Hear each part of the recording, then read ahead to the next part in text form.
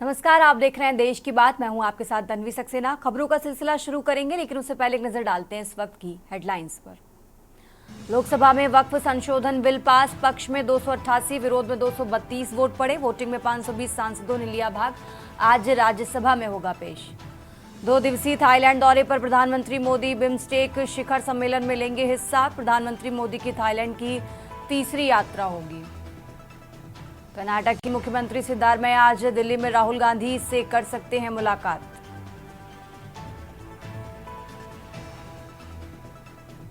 बिहार के रोहतास में 2 समुदायों के बीच झड़प, पथराव में 9 घायल। पुलिस ने 27 को हिरासत में लिया। रामनवमी से पहले तैयार हो जाएगा राम मंदिर। अयोध्या में 5 शिखरों का प्रतिष्ठा पूजन हुआ। जन्मोत्सव पर 20 लाख श्रद्धालु पहुंचेंगे। एमपी, छत्तीसगढ़ समेत देश के 12 राज्यों में आंधी बारिश के आसार। अगले 7 दिनों तक राजस्थान, गुजरात में लू की संभावना। हिमाचल में आज बारिश, बर्फबारी। आप देख रहे हैं के न्यूज, खबरों का और अब रुक करते हैं खबरों का। देश की बात की शुरुआत करते हैं दिल्ली की खबर से। दिल्ली से बड़ी खबर आपको बता रहे हैं, जहां प्रधानमंत्री नरेंद्र मोदी 2 दिवसीय थाईलैंड रवाना हो चुके हैं। 2 दिवसीय दौरे के लिए थाईलैंड रवाना हुए हैं प्रधानमंत्री नरेंद्र मोदी। दिल्ली से बड़ी खबर आपको बता रहे हैं, जहां 4 अप्रैल को होनी है 6वीं बिम्स्टेक समिट। और इस समिट में शामिल होने के लिए प्रधानमंत्री नरेंद्र मोदी थाईलैंड पहुंचेंगे। ये बड़ी खबर आपको दिल्ली से बता रहे हैं, जहां थाईलैंड प्रधानमंत्री के निमंत्रण पर थाईलैंड के लिए रवाना हुए हैं प्रधानमंत्री नरेंद्र मोदी। दिल्ली से बड़ी खबर आपको बता रहे हैं। राजधानी दिल्ली से अहम जानकारी आपको बता रहे हैं। 2 दिवसीय थाईलैंड के दौरे के लिए रवाना हुए हैं प्रधानमंत्री नरेंद्र मोदी, और ये उनकी तीसरी थाईलैंड यात्रा है। दिल्ली से बड़ी खबर आपको बता रहे हैं। राजधानी दिल्ली से अहम जानकारी आपको बता रहे हैं, जहां थाईलैंड के लिए रवाना हुए प्रधानमंत्री नरेंद्र मोदी। नरेंद्र मोदी की ये तीसरी थाईलैंड यात्रा है। दिल्ली से खबर आपको बता रहे हैं।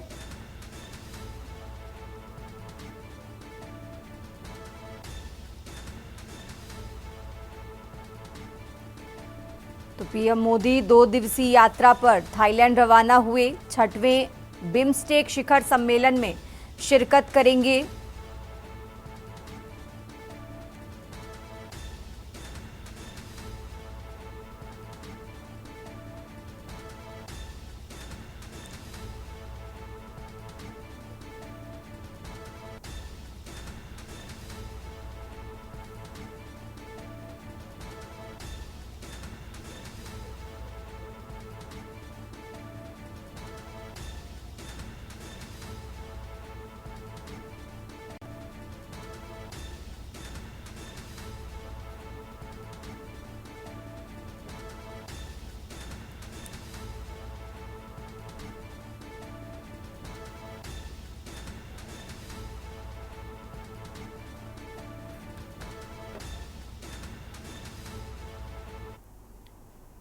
देश की बात में आगे बढ़ते हैं। दिल्ली से एक और खबर आपको बता रहे हैं। राजधानी दिल्ली से एक और अहम जानकारी, जहां थाईलैंड के बाद श्रीलंका दौरे पर जाएंगे प्रधानमंत्री नरेंद्र मोदी। 2 दिवसीय प्रधानमंत्री नरेंद्र मोदी की श्रीलंका यात्रा है। पिछले दिनों भारत आए थे श्रीलंका के राष्ट्रपति। आपको बता दें, थाईलैंड के दौरे के बाद श्रीलंका के लिए रवाना होंगे प्रधानमंत्री नरेंद्र मोदी।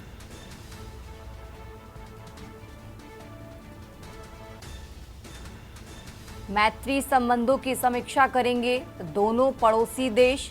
नए अवसरों पर चर्चा करेंगे भारत और श्रीलंका। तो दिल्ली से खबर आपको बता रहे हैं, जहां थाईलैंड के बाद श्रीलंका दौरे पर जाएंगे प्रधानमंत्री नरेंद्र मोदी। 2 दिवसीय श्रीलंका दौरे पर रहेंगे पीएम मोदी। दिल्ली से बड़ी खबर आपको बता रहे हैं, जहां थाईलैंड के बाद श्रीलंका दौरे पर जाएंगे प्रधानमंत्री नरेंद्र मोदी। 2 दिवसीय श्रीलंका दौरे पर रहेंगे पीएम मोदी। दिल्ली से खबर आपको बता रहे हैं।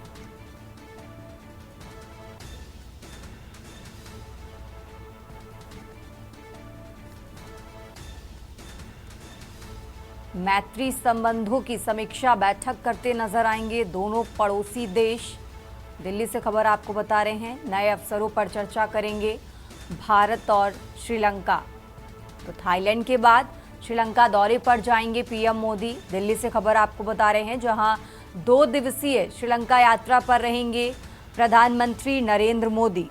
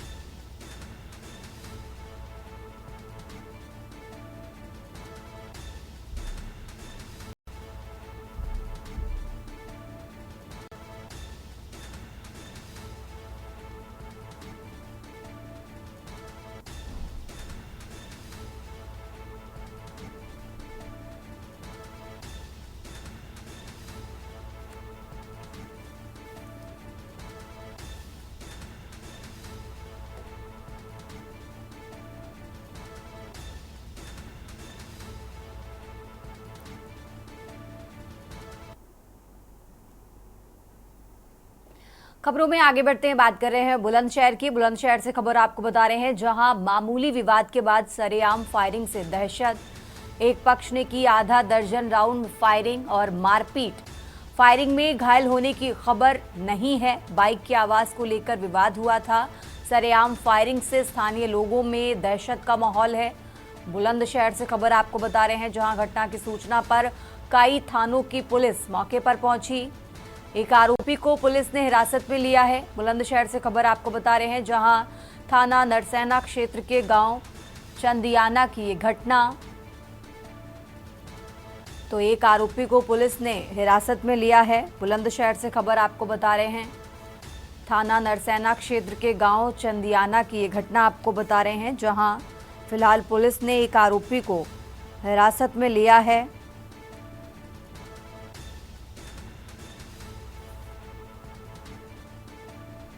एक पक्ष ने आधा दर्जन लोगों पर फायरिंग की है। फायरिंग में घायल होने की खबर नहीं है। थाना नरसैना क्षेत्र के गांव चंदियाना की यह घटना, जहां बाइक की आवाज़ को लेकर विवाद हुआ था। सरेआम फायरिंग से स्थानीय लोगों में दहशत का माहौल है। घटना की सूचना पर कई थानों की पुलिस मौके पर पहुंची। एक आरोपी को पुलिस ने हिरासत में लिया है। बुलंदशहर से खबर आपको बता रहे हैं, बुलंदशहर से अहम जानकारी आपको बता रहे हैं, जहां मामूली विवाद के बाद सरेआम फायरिंग से दहशत का माहौल। एक पक्ष ने की आधा दर्जन राउंड फायरिंग और मारपीट। फायरिंग में घायल होने की खबर नहीं है। फिलहाल पुलिस ने एक आरोपी को हिरासत में लिया है। आपको बता दें, बाइक की आवाज़ को लेकर ये विवाद हुआ था और सरेआम फायरिंग से स्थानीय लोगों में दहशत का माहौल है। बुलंदशहर से खबर आपको बता रहे हैं, जहां घटना की सूचना पर कई थानों की पुलिस मौके पर पहुंची। एक आरोपी को पुलिस ने हिरासत में लिया।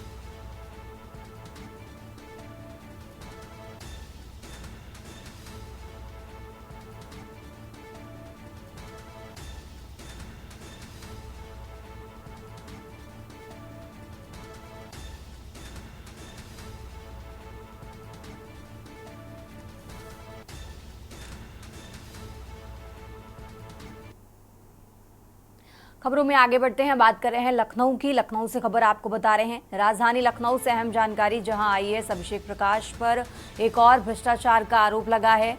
मेरठ में मोदी रबर ने 1800 करोड़ की सरकारी जमीन बेच दी। सरकारी नियमों का उल्लंघन का आरोप लगा है। आरटीआई एक्टिविस्ट की शिकायत पर मंडलायुक्त ने जांच की है। लखनऊ से खबर आपको बता रहे हैं, आईएएस अधिकारियों की कमेटी ने आरोपों को सच बताया है। तो ग्रांट लीज के नियमों का उल्लंघन पाया गया है। लखनऊ से खबर आपको बता रहे हैं, जहां कमिश्नर ने डीएम से रिपोर्ट भेजी। लीज निरस्त करने की सिफारिश। औद्योगिक सचिव रहते लीज रद्द नहीं करने का आरोप लगा है। फर्जी सांठगांठ का खुलासा। तो लखनऊ से खबर आपको बता रहे हैं, अभिषेक ने उद्योगपति को नोटिस, जवाब 15 दिन में मांगने का दावा। दिसंबर 2022 से अब तक कोई ठोस कदम नहीं उठाया गया।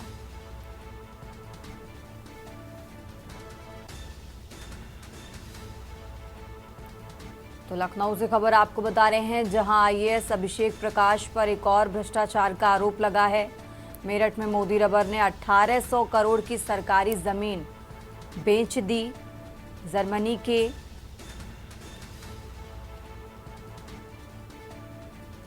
आरटीआई एक्टिविस्ट की शिकायत पर मंडलायुक्त ने जांच की। लखनऊ से खबर आपको बता रहे हैं, जहां आईएएस अभिषेक प्रकाश पर एक और भ्रष्टाचार का आरोप लगा है। ग्रांट लीज के नियमों का उल्लंघन पाया गया है। कमिश्नर ने डीएम से रिपोर्ट भेजी, लीज निरस्त करने की सिफारिश। औद्योगिक सचिव रहते लीज रद्द नहीं करने का आरोप लगा है। फर्जी सांठगांठ का खुलासा।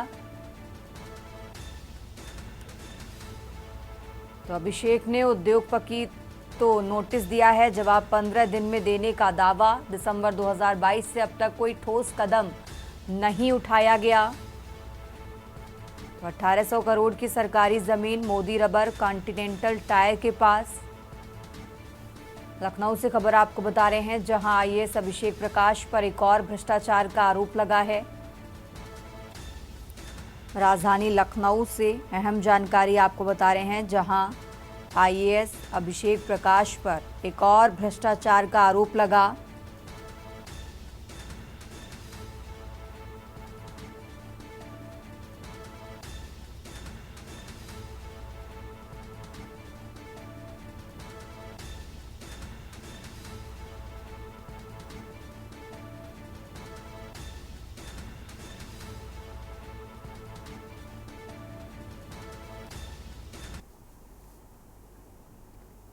खबरों में आगे बढ़ते हैं। खबर लखनऊ से है, जहां आईएएस चांदनी सिंह को मिली केंद्रीय प्रतिनियुक्ति। 2013 बैच की आईएएस हैं चांदनी सिंह। आपको बता दें, गौतम बुद्ध नगर में है अपर आयुक्त जीएसटी।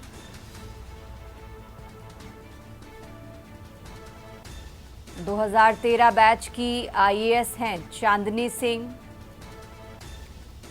गौतम बुद्ध नगर में है अपर आयुक्त जीएसटी। लखनऊ से खबर आपको बता रहे हैं, पति कनिष्क शर्मा 2013 बैच के आईएफएस अफसर हैं। मन्नान अख्तर के बाद चांदनी सिंह को प्रतिनियुक्ति मिली है। केंद्रीय बाल विकास मंत्रालय में नियुक्ति मिली है। लखनऊ से खबर आपको बता रहे हैं, निजी सचिव पद की जिम्मेदारी सौंपी गई है। तो केंद्रीय मंत्री अन्नपूर्णा देवी की निजी सचिव बनी हैं।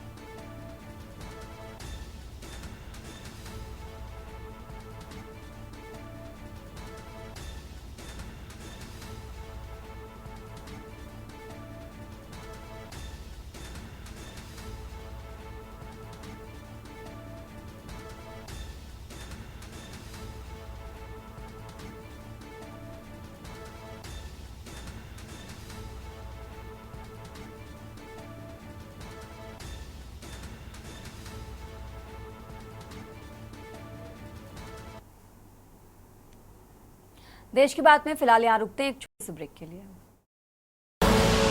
आप देख रहे हैं के न्यूज, खबरों का सारथी। ब्रेक से वापस आ चुके हैं, रुक करते हैं खबरों का। और खबर आपको बता रहे हैं, जहां आज प्रयागराज के दौरे पर हैं उत्तर प्रदेश के मुख्यमंत्री योगी आदित्यनाथ। आज प्रयागराज के दौरे पर हैं सीएम। आज 1.25 घंटे श्रृंगवेरपुर धाम प्रयागराज में रहेंगे। निषाद राज जयंती पर कार्यक्रम में शिरकत करेंगे सीएम योगी। सुबह 11:25 पर श्रृंगवेरपुर धाम हेलीपैड पर उतरेंगे सीएम योगी। तो आज प्रयागराज के दौरे पर हैं उत्तर प्रदेश के मुख्यमंत्री योगी आदित्यनाथ। निषाद राज पार्क में प्रतिमा का माल्यार्पण करते नजर आएंगे सीएम योगी। एक जनसभा को भी संबोधित करेंगे, जिसके बाद 12:40 पर वाराणसी के लिए रवाना होंगे उत्तर प्रदेश के मुख्यमंत्री योगी आदित्यनाथ। तो आज प्रयागराज के दौरे पर हैं सीएम योगी। सीएम आज 1.25 घंटे श्रृंगवेरपुर धाम प्रयागराज में रहेंगे। निषाद राज जयंती पर कार्यक्रम में शिरकत करेंगे।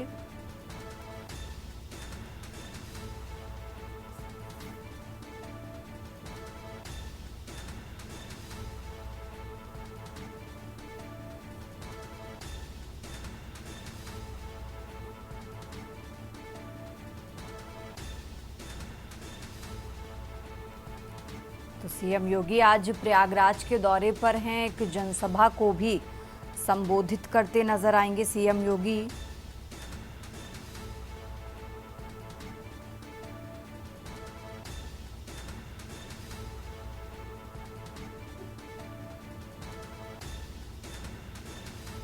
और इसी खबर पर ज्यादा जानकारी के लिए हमारे साथ कौशलेंद्र उपाध्याय जुड़ चुके हैं। कौशलेंद्र, आज प्रयागराज के दौरे पर हैं सीएम योगी, उनके दौरे से जुड़ी खास बातें दर्शकों को बताएं।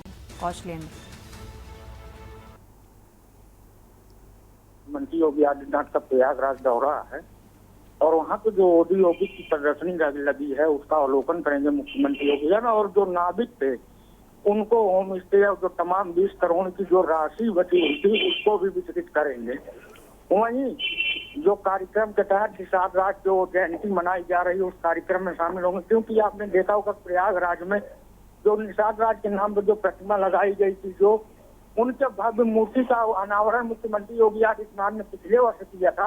अब उसी का कार्यक्रम, आज उनकी जयंती है तो प्रयागराज में वो कार्यक्रम रखा गया और उस कार्यक्रम में मुख्यमंत्री योगी आदित्यनाथ मुख्य अतिथि के रूप में शामिल होंगे और निषाद राज के बारे में वहाँ पे विस्तार से चर्चा करेंगे।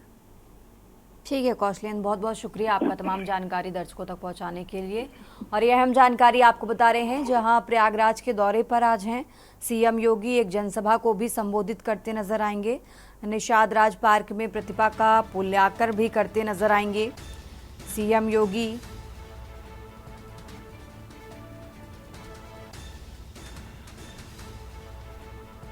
तो सीएम योगी आज प्रयागराज के दौरे पर हैं।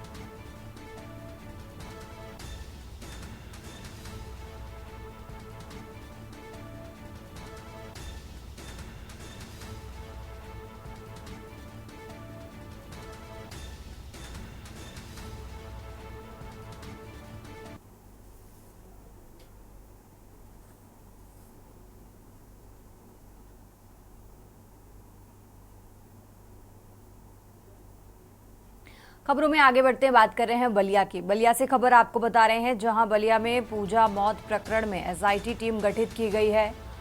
बलिया से खबर आपको बता रहे हैं, जहां एडीजी वाराणसी के निर्देश पर एसआईटी टीम गठित। न्यायिक जांच की मांग के लिए दबाव बनाते रहे विपक्षी दल। बलिया से खबर आपको बता रहे हैं, जहां जामुन के पेड़ पर लटकी मिली थी पूजा की लाश। 6 फीट ऊंची फंदे से लटकी मिली थी लाश। बलिया से खबर आपको बता रहे हैं, जहां पूजा चौहान के पीछे बंधे थे दोनों हाथ।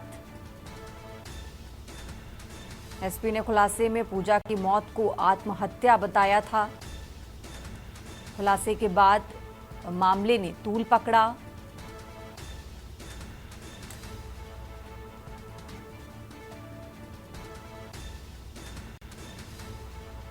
एसपी ने खुलासे में पूजा की मौत को आत्महत्या बताया था। बलिया से खबर आपको बता रहे हैं, खुलासे के बाद इस मामले ने तूल पकड़ा।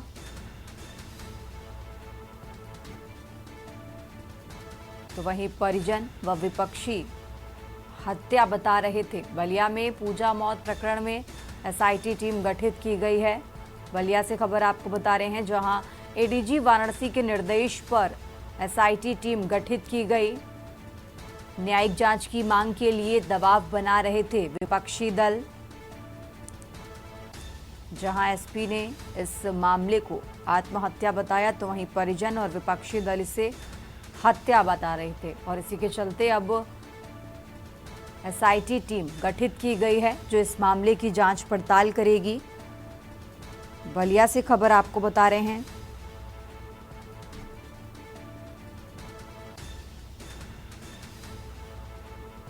और इसी खबर पर ज्यादा जानकारी के लिए हमारे साथ किशन कांत जुड़ चुके हैं। किशन कांत, जिस तरीके से एसपी ने इस मामले को आत्महत्या बताया, परिजन और विपक्षी दलों की लगातार मांग जो चलती रही, उसके बाद अब एसआईटी टीम गठित की गई है। किशन,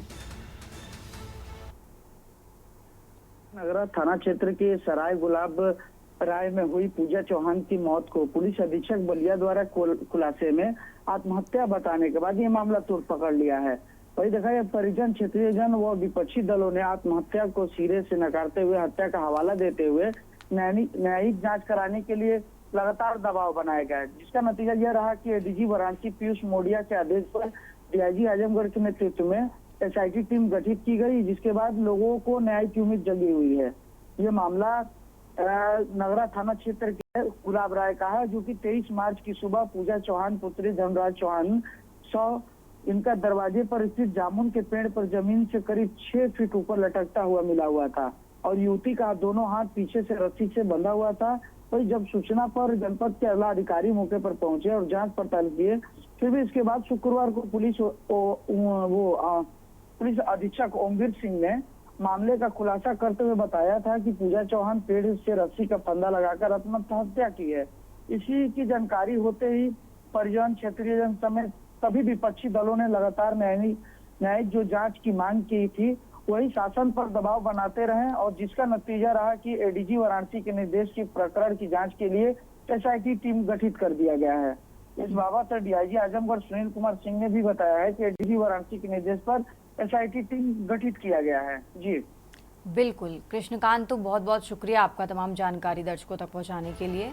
और ये अहम जानकारी आपको बता रहे हैं, जो अब इस पूरे मामले की जांच एसआईटी टीम करेगी। एसआईटी टीम का गठन किया गया है, जो कि अब पूरे मामले की जांच पड़ताल करेगी।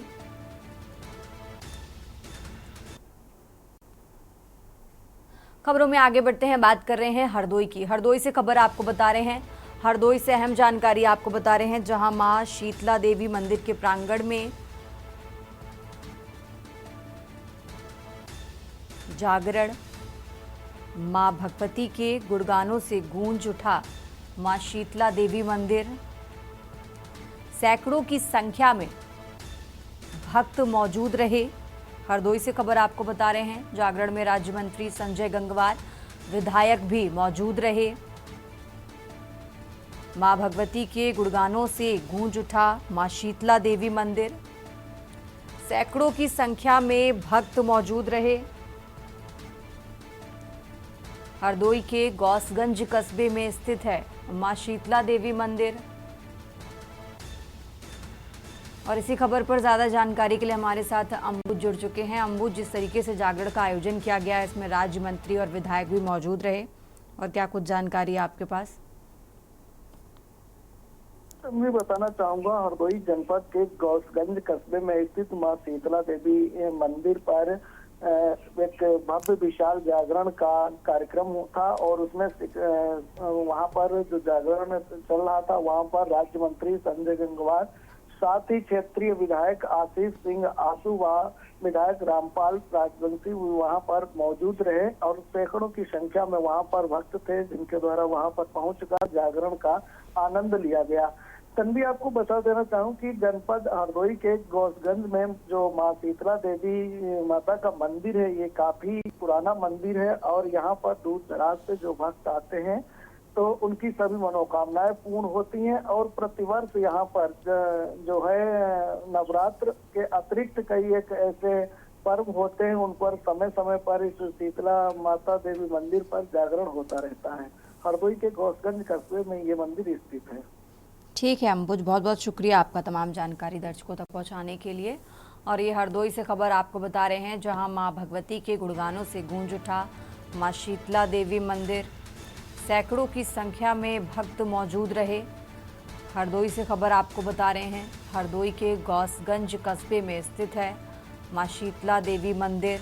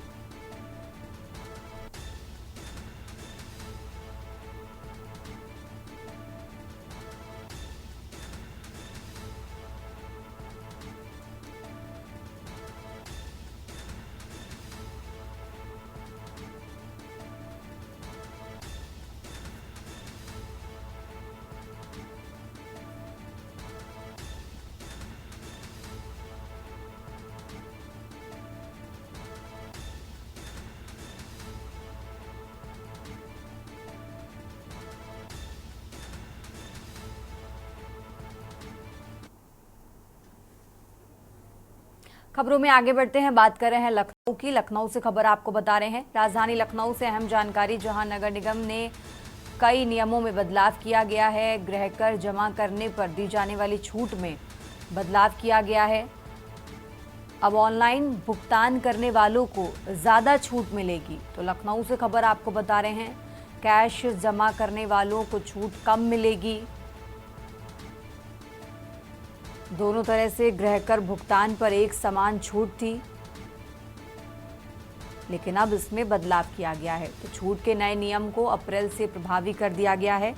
लखनऊ से खबर आपको बता रहे हैं, 5 अप्रैल से गृह कर जमा होना शुरू होगा, तब नए नियम के आधार पर छूट दी जाएगी। तो लखनऊ से खबर आपको बता रहे हैं, वित्तीय वर्ष 2024-25 में 10% छूट की व्यवस्था थी और 1 अप्रैल से 31 जुलाई के बीच 10% छूट की व्यवस्था थी। 1 अगस्त से 31 दिसंबर के बीच भुगतान पर 5% छूट थी। इसी के साथ आपको बता दें, नई व्यवस्था में छूट सिर्फ अप्रैल से जून तक ही दी जाएगी। और इसी खबर पर ज़्यादा जानकारी के लिए हमारे साथ संदीप जुड़ चुके हैं। संदीप, नगर निगम ने कई नियमों में बदलाव किए गए हैं, क्या कुछ पूरी जानकारी, कब से लागू होंगे, कितनी छूट दी जाएगी, क्या कुछ पूरा अपडेट? संदीप। लखनऊ नगर निगम ने गृह कर जमा करने पर एक नए, जो पहले छूट मिला करती थी, उसमें जो है नए बदलाव किए गए हैं। ये बदलाव जो है 5 तारीख से लागू होंगे, यानी कि 5 अप्रैल से, और इसके बाद ये जो नियम होंगे वो पूरी तरीके से जमा किए जाएंगे। ऑनलाइन गृह कर जो लोग भुगतान करते हैं उनको बढ़ावा दिया जाएगा और महत्वपूर्ण बात यह है कि इन्हें सबसे ज्यादा छूट दिया जाएगा। ऑनलाइन जो कैश जमा करेंगे उनको इससे ज्यादा छूट मिलेगा, कैश जमा करने वालों को छूट ज्यादा मिलेगी। और उसके साथ दोनों तरफ से गृह कर का भुगतान एक समय जो हुआ करता था तो एक ही छूट मिला करती थी, लेकिन नए नियम के अप्रैल से प्रभावी कर दिया गया है और 5 अप्रैल तक गृह कर जो जमा करेगा उसे नया छूट मिलेगा। यानी कि पहले 2024 और 25 की अगर हम बात करते हैं तो 31 जुलाई तक था तो 10% था 1 अप्रैल से, और उसके बाद 31 दिसंबर से माफ करिएगा 1 अगस्त से 31 दिसंबर तक का जो गृह कर था उसमें 5% की छूट मिलती थी। नई व्यवस्था के साथ में लोगों को राहत मिलेगी। जो पहले जमा करेगा पैसा उसको ज्यादा छूट मिलेगी, यानी कि कहा जा सकता है कि 10 से 15% तक उसको छूट मिल सकती है अपने गृह कर जमा करने के लिए, और जो बाद में जमा करेगा उसे थोड़ा सा कम मिलेगा, यानी कि 5% से 7% तक के बीच में उनको मिलने वाला है। दूसरी महत्वपूर्ण बात यह है कि जो लोग सबसे पहले जमा करेंगे और ऑनलाइन जमा करेंगे उन्हें इस प्रारूप के अंतर्गत ज्यादा छूट मिलने वाली है। तो ये माना जा रहा है कि गृहकर में नए नियम में बदलाव किए गए हैं, जहाँ जो जल्दी पैसा जमा करेगा उसको बेहतर छूट मिलती हुई नजर आएगी। ठीक है संदीप, बहुत बहुत शुक्रिया आपका तमाम जानकारी दर्शकों तक पहुंचाने के लिए। और ये लखनऊ से खबर आपको बता रहे हैं, राजधानी लखनऊ से अहम जानकारी आपको बता रहे हैं, जहां वित्तीय वर्ष 2024-25 में 10% छूट की व्यवस्था थी। 1 अप्रैल से 31 जुलाई के बीच 10% छूट की व्यवस्था थी। 1 अगस्त से 31 दिसंबर के बीच भुगतान पर 5% की छूट थी। तो नई व्यवस्था में छूट सिर्फ अप्रैल से जून तक ही दी जाएगी। नगर निगम ने कई नियमों में बदलाव किए। गृहकर जमा करने पर दी जाने वाली छूट में बदलाव किया है।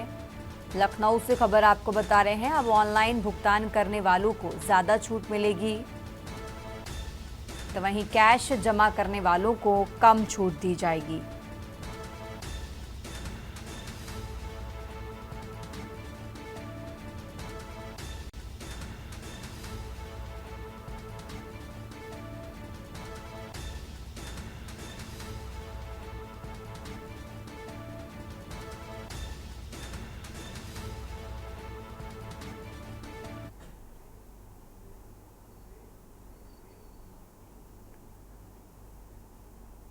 खबरों का सिलसिला लगातार जारी है। फिलहाल यहाँ रुकते हैं एक छोटे से ब्रेक के लिए।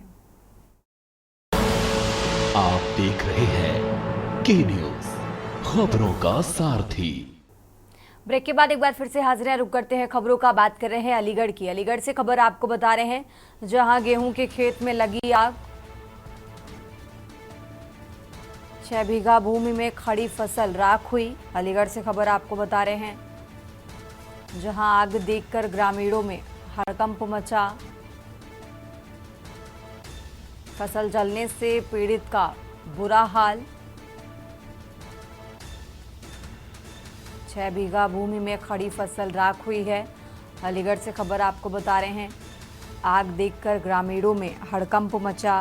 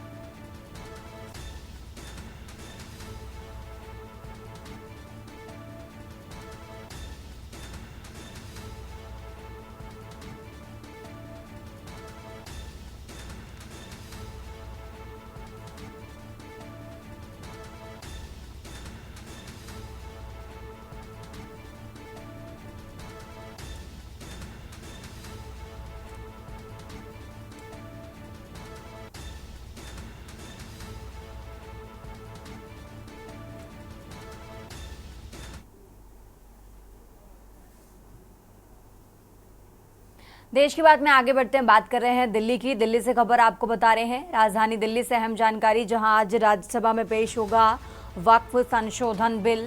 दोपहर 1 बजे राज्यसभा में पेश होगा बिल। दिल्ली से बड़ी खबर आपको बता रहे हैं, जहां अल्पसंख्यक मामलों के मंत्री किरण रिजिजू बिल पेश करेंगे। तो दिल्ली से अहम जानकारी आपको बता रहे हैं, बिल पर चर्चा के लिए 8 घंटे का समय तय किया गया, जिसके बाद आज राज्यसभा में ये बिल पेश होगा।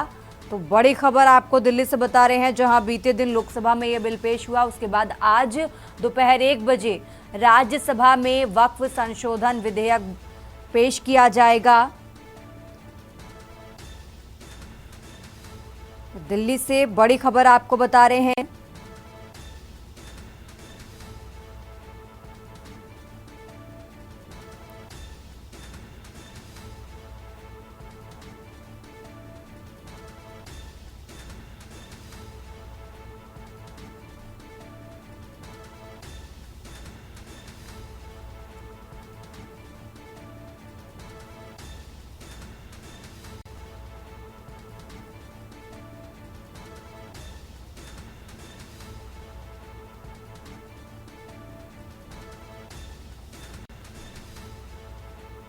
तो दिल्ली से बड़ी खबर आपको बता रहे हैं, जहां आज राज्यसभा में वक्फ संशोधन पेश किया जाएगा।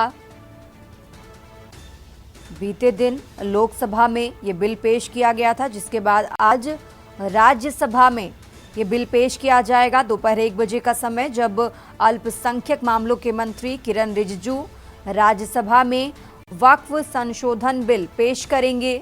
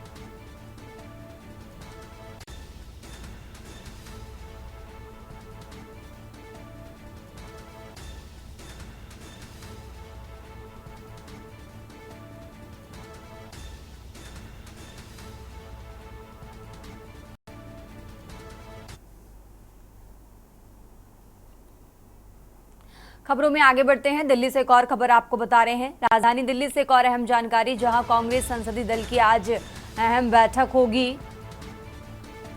सोनिया गांधी की अध्यक्षता में ये बैठक होने वाली है। दिल्ली से बड़ी खबर आपको बता रहे हैं, बैठक में कांग्रेस के सभी सांसद मौजूद रहेंगे। सोनिया गांधी की अध्यक्षता में ये बैठक होगी। तो दिल्ली से बड़ी खबर आपको बता रहे हैं, कांग्रेस संसदीय दल की आज अहम बैठक, सोनिया गांधी की अध्यक्षता में ये बैठक होगी।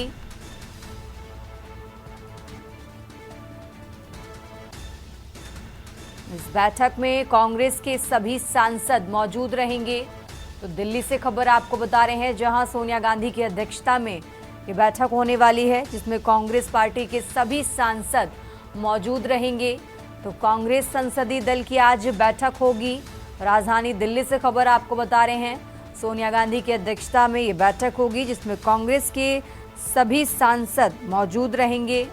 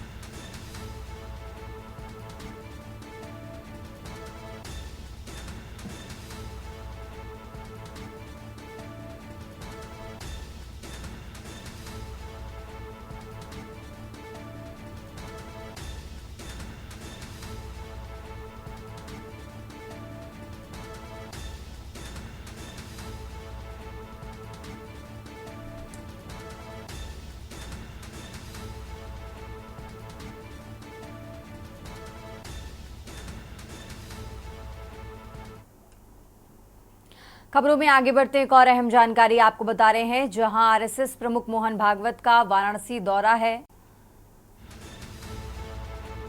3 अप्रैल से 7 अप्रैल तक काशी में रहेंगे। गाजीपुर और मिर्जापुर भी जाएंगे मोहन भागवत, यह अहम जानकारी आपको बता रहे हैं। संघ के शताब्दी वर्ष कार्यक्रम को लेकर चर्चा करेंगे। 3 अप्रैल से 7 अप्रैल तक काशी में रहेंगे। गाजीपुर और मिर्जापुर भी जाएंगे मोहन भागवत, यह अहम जानकारी आपको बता रहे हैं। जहां संघ के शताब्दी वर्ष कार्यक्रम को लेकर चर्चा करेंगे, बाल स्वयं सेवकों से संवाद करेंगे। संघ प्रमुख मोहन भागवत का वाराणसी दौरा 3 अप्रैल से 7 अप्रैल तक काशी में रहेंगे। गाजीपुर और मिर्जापुर भी जाएंगे मोहन भागवत, यह अहम जानकारी आपको बता रहे हैं। जहां संघ के शताब्दी वर्ष कार्यक्रम को लेकर चर्चा करेंगे।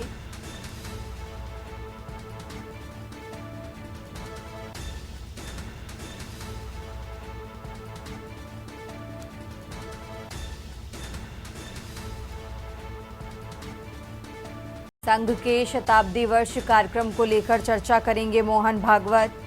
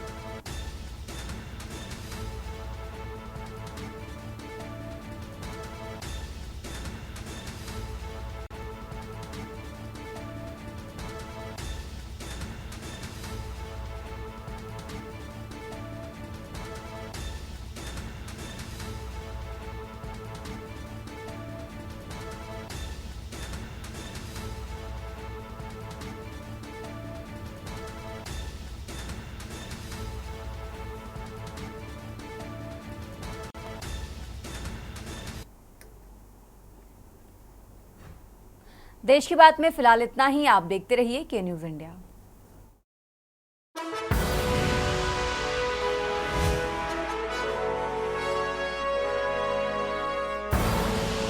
आप देख रहे हैं के न्यूज, खबरों का सारथी।